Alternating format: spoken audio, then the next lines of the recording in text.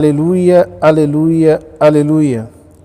O Espírito Santo, a verdade, dará testemunho de mim, depois também vós, neste mundo, de mim ireis testemunhar. Aleluia, aleluia, aleluia.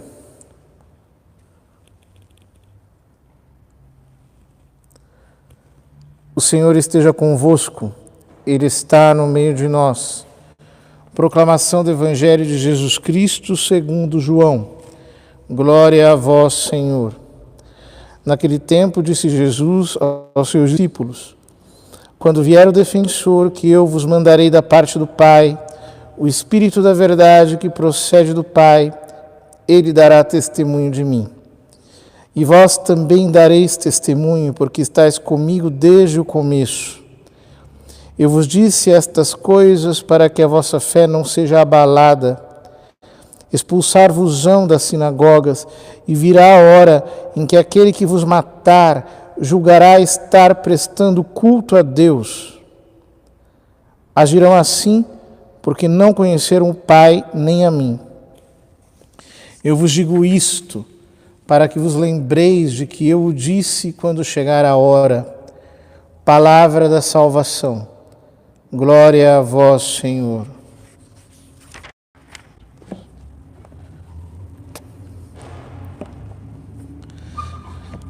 Queridos irmãos, hoje celebramos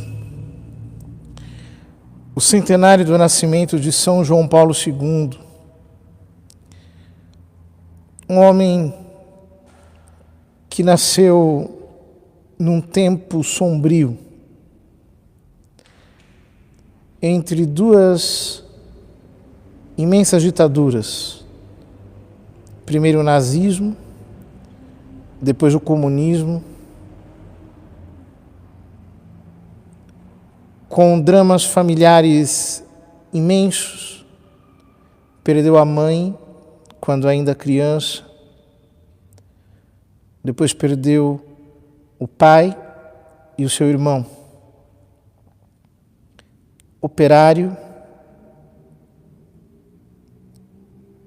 professava a fé católica de maneira clandestina, e de maneira clandestina descobriu a vocação, fez os estudos e foi ordenado sacerdote.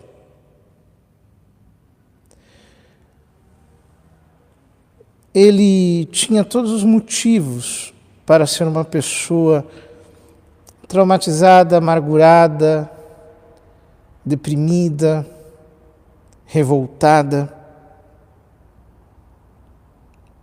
E, no entanto, ele correspondeu à graça divina. Desde muito cedo, tinha um coração devotado a Nosso Senhor e a Nossa Senhora. O seu grande companheiro sempre foi São João da Cruz, de cujos escritos ele aprendeu a arte da oração. Foi nomeado bispo, não esperava por isso, era no meio de um acampamento, foi chamado e de repente teve que deixar tudo, ir às pressas. Admirado, aceitou. A igreja vivia dias sombrios, porque o mundo vivia dias sombrios. Era o período da Guerra Fria, grande tensão em todas as nações, ditaduras por todas as partes, terror, partidos que queriam tomar o poder à força de atentados, crise na igreja. Milhares e milhares de sacerdotes e religiosos que abandonaram a sua vocação no pós-concílio, ficaram perdidos, desorientados. Outros tantos teólogos que pareciam querer refundar a Igreja Católica. O Papa Paulo VI sofreu demais naqueles últimos anos, morreu, o seu sucessor morreu repentinamente, 33 dias depois da eleição. A igreja estava cansada. Havia um abatimento. Foi então que aconteceu algo inesperado. E os cardeais escolheram aquele polonês, o primeiro papa não italiano depois de tantos séculos. E ele sacudiu o mundo inteiro. Sacudiu com a sua humildade, como quem atravessa uma grande onda por baixo. Ele foi humilde e fincou os pés sobre uma certeza. Jesus Cristo é o único Redentor do homem.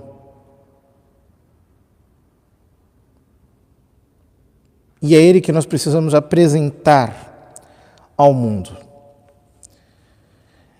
E então começou a levantar a igreja por todos os lados, viagens apostólicas por todos os países, canonizações, um magistério fecundíssimo no qual ele enfrentou os temas mais espinhosos, sem ceder na doutrina, sem agradar as opiniões dos homens, nem as ideologias.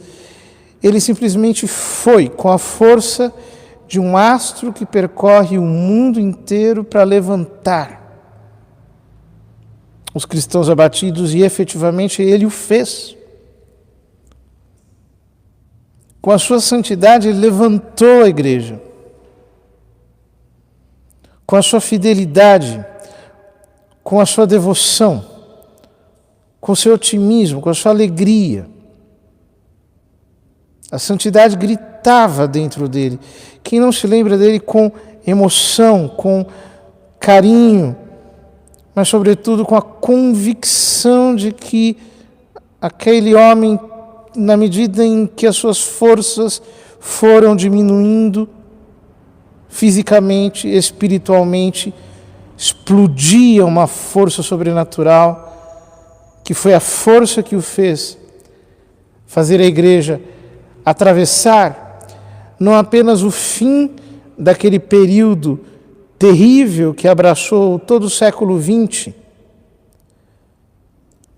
mas a fez atravessar para o novo milênio. Foi ele o timoneiro que rasgou rumo ao milênio que iniciava e que teve a clarividência de dizer que o projeto pastoral da igreja para todo o milênio que se iniciava era apenas um: chegar à santidade pela contemplação de Jesus Cristo. No rosário, na Eucaristia, de tal modo que Ele nos deixou este legado: olharmos para Cristo e adorá-lo. Durante 27 anos, São João Paulo II pastoreou a Igreja Católica e o fez como um homem de grandeza inigualável, apoiado apenas sobre Cristo e sobre um ato de abandono e confiança: totus tuus, ergo sum, et omnia mea tua sunt. Estas palavras que estão na essência da consagração a Maria Santíssima, segundo o método de São Luís Maria Grignon Montfort, no qual ele inspirou a sua vida: eu sou todo teu, e tudo o que é meu te pertence. Foi por graça de Maria Santíssima que São João Paulo II foi esse gigante e que ele conseguiu corresponder à graça de Deus com toda a sua alma. Queridos irmãos, talvez nós tenhamos tantos motivos para murmurar, para reclamar, para apresentar como desculpa, por trás dos quais nós nos escondemos, para continuarmos com a nossa mediocridade. Talvez nós digamos tantas bobagens e digamos que a nossa vida deu errado, que a nossa vida fracassou, que nós não temos mais motivos de ter esperança, que tudo está perdido. Se Karol Wojtyla tivesse feito isto, o mundo não teria conhecido João Paulo II. Mas como ele confiou, e ele se entregou totalmente nas mãos de Deus, pelas mãos de Maria, ele soube corresponder à graça e ser este grande homem cujo exemplo e cuja intercessão até hoje nos tocam.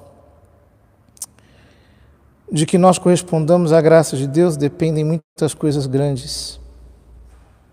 De que nós não voltemos atrás. De que nós perseveremos na graça, na amizade com Cristo, numa confiança total, numa fé absoluta. Que nós aprendamos, também nesses dias sombrios que estamos vivendo, que Deus espera de nós, que nós sejamos sóis que brilham para serem uma oportunidade pela qual a sua divina misericórdia pode mais uma vez reerguer o mundo caído.